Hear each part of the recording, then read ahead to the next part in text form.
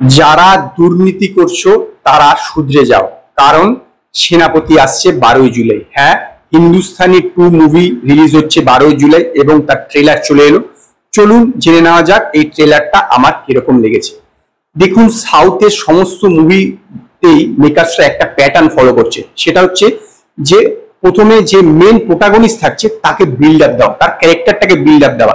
সে আসলে এটা হয়ে যাবে, সে আসলে ওটা হয়ে যাবে, তাকে দেখে সবাই ভয় পাবে, এরকম একটা ব্যাপার। এবং পাশাপাশি অন্যান্য লোক বলছে এবং ভিজুয়ালি দেখানো হচ্ছে।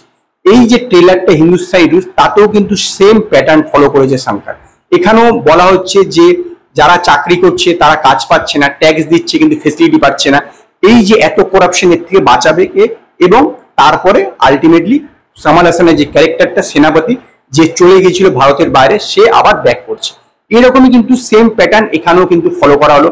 কেজিএফ 2, রিসেন্ট টাইমে পুষ্পা 2, সমস্ত কিছুতে কিন্তু সেম প্যাটার্ন এরা ফলো করেছে। এখানেও কিন্তু সেম প্যাটার্ন ফলো করছে। সিদ্ধার্থ এখানে কিছু বলছে যে এর থেকে কে বাঁচাবে, একজনই বাঁচাতে পারে, সেনাপতি। এবং তখন মনে হয় সোশ্যাল মিডিয়াতে এই ব্যাপারটা ডিমান্ড করবে যে সেনাপতি যেন ব্যাক করে, এবং সেনাপতি সেটা জানতে পারবে এবং তারপর ইন্ডিয়াতে ব্যাক করে এই দুর্নীতিগ্রস্ত লোকদের বিরুদ্ধে লড়বে।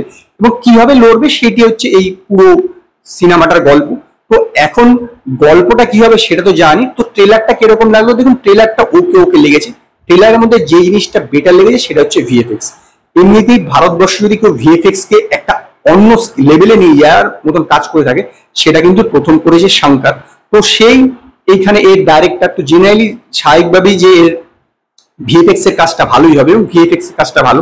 একটা সিন আছে যেখানে চাকার মধ্যে করে কামাল হাসান বিভিন্ন মেট্রো মাঝখান দিয়ে এখান দিয়ে ওখান দিয়ে যাচ্ছে, ওই সিনটা কিন্তু আমার বেশ ভালো লেগেছে।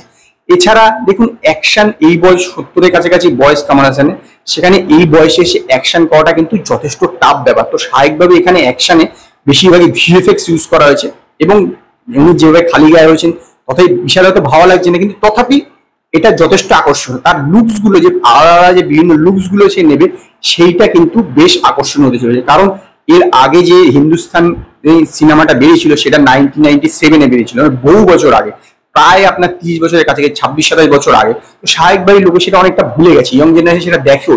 স্বাভাবিকভাবেই বিভিন্ন লোকে কামাল হাসানকে দেখবে, সেটা কিন্তু তাদের পক্ষে বেশ আকর্ষণ হতে চলেছে। এবার দেখবার যে স্ক্রিপ্টটা কিরকম হচ্ছে, গল্পটা কিরকম, তার উপরেই তো এই সিনেমাটা সাফল্য নির্ভর করে।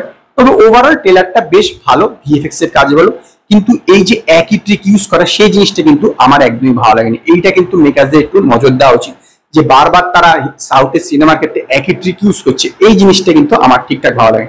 এমনিতে ট্রেলারটা বেশ ভালো, এবং সেই কারণেই আমি হিন্দুস্তানি 2 ট্রেলারটাকে 5-এর মধ্যে 3টে স্টার দেবো।